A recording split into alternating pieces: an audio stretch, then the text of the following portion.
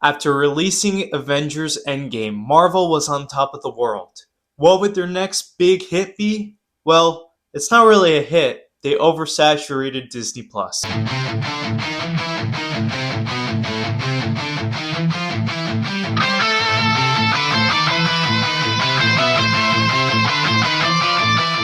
What is up, everybody? My name is Kevin, and today I have a brand new video for you guys.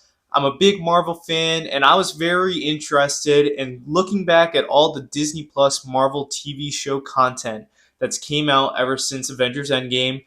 And even though I really love some of this shows and even special projects that have came out in recent memory, it really, without a doubt, has ruined the brand of Marvel. Some of the shows have really been hit or miss, and it's added more homework for the casual viewer to watch before the next movie. It was absolutely a mistake to oversaturate Marvel and just making it even more convoluted than it was. And we're going to see if they can recover with Avengers Doomsday and Spider Man Brand New Day coming out this year. If you guys are into movie and TV show content, please like and subscribe. I try to post daily, and so if you want to stay notified, please ring the bell. I'm trying to break 250 subscribers. I'm a little far from that goal, so if you want to do me a favor, go ahead, take some time to subscribe, and look at some of my other videos because I try to talk about all types of movie content. So let's hop into the video. The Marvel Disney Plus era starts off with an absolute banger. Wandavision. I mean, Wandavision was a great start to this Disney Plus era. You took two iconic characters, Wanda and Vision, who I felt like the fan base really liked and they wanted to see more of. And this was a really cool and just visually appealing TV show. I mean, I was really intrigued what was going on because it was so confusing the first three episodes, what the whole deal was with this show and what the theme and the story was. And you really get a deeper message of just Wanda's grief of losing Vision in Avengers Infinity War and the extent that she would go to create a new life and forget all that happened. I mean, this show is so underrated. I think it is now overhated after the fact because of the Ralph Boner thing. But in my opinion, I didn't even think that was horrible. I do think this show, week to week, was entertaining. It was a really good introduction to Disney Plus, and it set a good stage. Agatha was a really good villain as well. And even though the finale is slightly anticlimactic, I think if they just left it as it was with these types of shows, that hey, they have pretty good characters, and if you want to watch the show, you can. I think that's a great idea. It's not this show's fault that Doctor Strange required you to watch it. I mean, this show laid a really good groundwork, and it's definitely one of my favorite shows on Disney Plus, and it's very good. I highly recommend it if you haven't watched WandaVision. And then with this next show, Falcon and the Winter Soldier, you start to see the tires kick off a little bit. This show was the equivalent of if you found a nail in your tire. I mean, the whole tire, I mean, it didn't at least pop or just deflate on you, but at the same time, you know you're going to have to fix it because there's a lot of problems, obviously. I just think this show was a little bit preachy in its messaging. I do like the idea of Sam being Captain America. I've always been on board with it. And it just felt a little bit repetitive episode to episode. And you could just see in the last final two episodes when Sam really gets to show his true self as Captain America. It is very entertaining. I mean, I was waiting the entire show for that, him and Bucky to kick ass.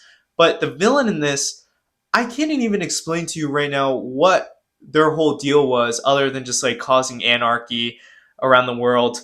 It's just a pretty disappointing show, but I didn't think it was horrible. I thought it was mediocre. John Walker was another great character, but again, this is where you start to see a little bit of tread on the tires. It's not bad, it's not good, but it could be a whole lot better. But then Marvel somehow brought it all back together with season 1 of Loki. And let me just say, Loki is one of my favorite TV shows of all time, which is crazy. I think Loki is definitely one of the best Marvel pieces of content ever. I would easily put it in the top 10. I mean, you take Loki, this different version of Loki, who he hasn't experienced a bunch of the stuff from Avengers onward, and he truly understands the mystery behind the TVA, which the TVA was such a cool idea.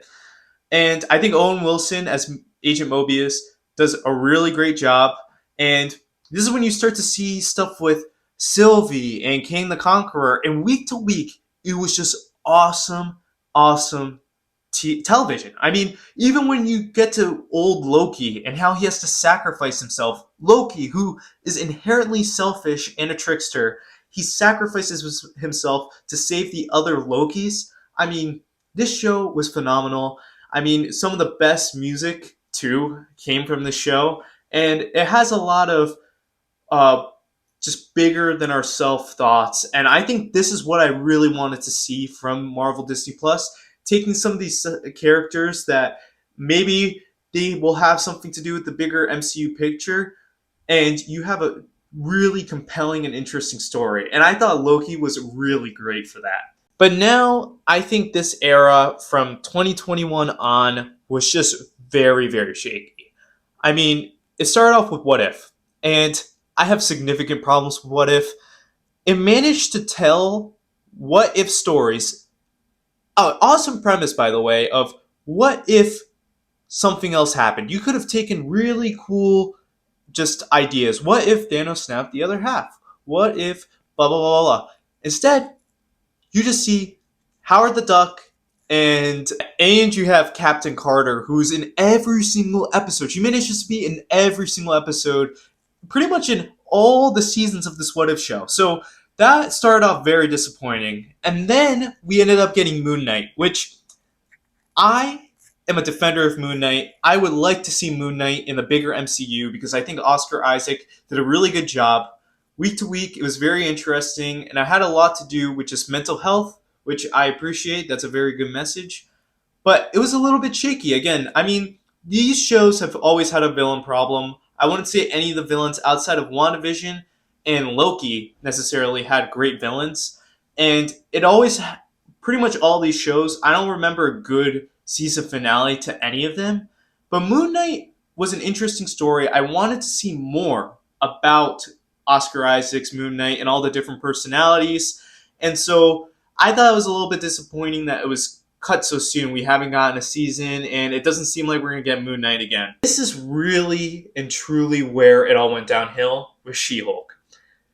I'm not going to say much about She-Hulk so I don't get canceled here, because I know if you have a lot of criticisms about She-Hulk, you're misogynistic, which is fine. I know some people were taking it way too far, but personally, I cannot get into the show at all. I mean, in the first episode, they openly criticized Bruce Banner, who he went through so much, and they just joke around for the extent of like trying to make you laugh. And it's not funny at all, just making fun of someone that has gone through so much more trauma in their life than the main character of She-Hulk. And so that's always been just really annoying to me.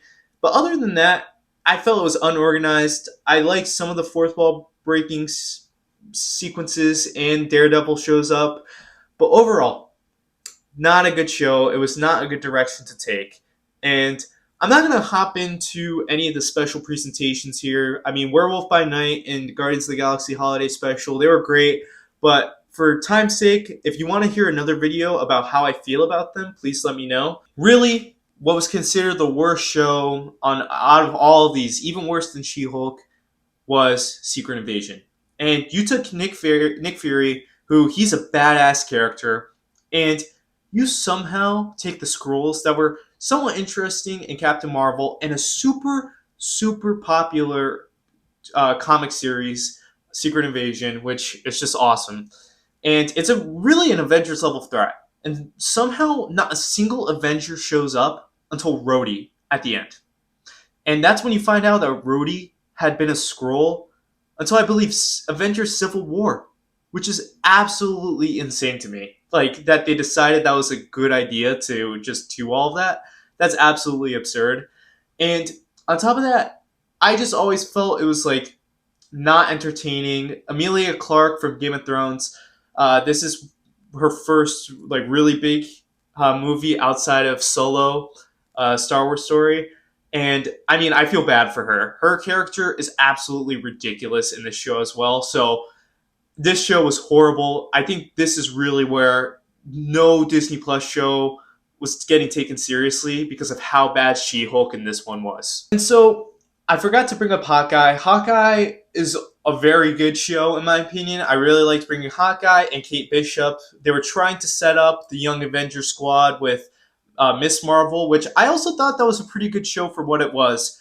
But I think this goes to the overarching problem of these Marvel Disney Plus shows where so much of them caused viewers to get confused.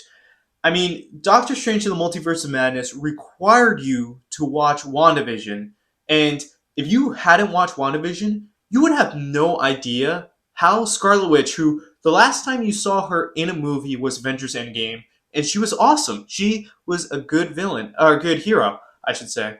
And by the end of WandaVision, she is a full-fledged bad person. She's not a good person. She held a whole town hostage. And if you didn't watch that TV show, Doctor Strange: The Multiverse of Madness wouldn't make any sense to you, which that is an absolute flaw in my opinion. On top of that, all these shows, you needed to watch Captain America and the Winter Soldier to understand Captain America 4, which at the end of the day reiterated most of the points from Captain America Winter Soldier. And so not only were the TV shows getting oversaturated and they lost their respect and people started stop trusting them as much after the quality went downhill, it just got way, way worse when the movies weren't doing as good either because no one understood what was going on. And so now people, even though they've slowed down on the Disney Plus content, which was a great thing, they've slowed down on all the movies coming out too, which is also a good thing. No one's going out in droves to see Thunderbolts or Fantastic Four. And why is that? It's because no one is. It's because people, they are still in the mindset that they have to watch 50 Marvel movies and shows to catch up. And that is a flawed, just marketing tactic. I mean, you're not going to get people out in theaters to watch these movies anymore until you announce that Tony Stark's coming back, Chris Evans is coming back, and there's an Avengers movie because everyone's going to go watch the Avengers movie. They're going to skip Thunderbolts, who you have to watch 4 Disney Plus shows and 2 random movies to understand all the characters on this team. So, what do you guys think of the Marvel Disney Plus area? Let me know what your favorite show was in this era. If you want to see a tier list too, I've been thinking of doing this of like all the Marvel Disney Plus content. I think that'd be a really fun list. But again, my name is Kevin. If you guys are into this content, please subscribe and I'll see you next time.